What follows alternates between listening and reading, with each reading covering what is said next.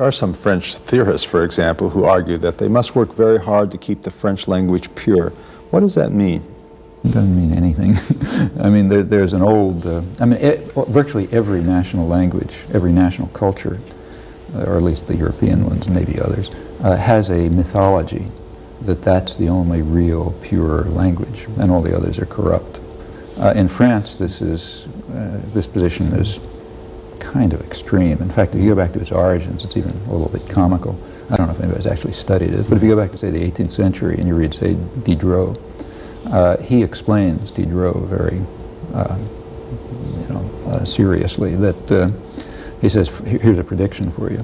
He says, France is going to be the language of science, and German and English will be the languages of literature. And the reason for this is that French is very clear. In France, the words follow the order of the thoughts, whereas if you listen to German and English, the words don't quite follow the words of the thought.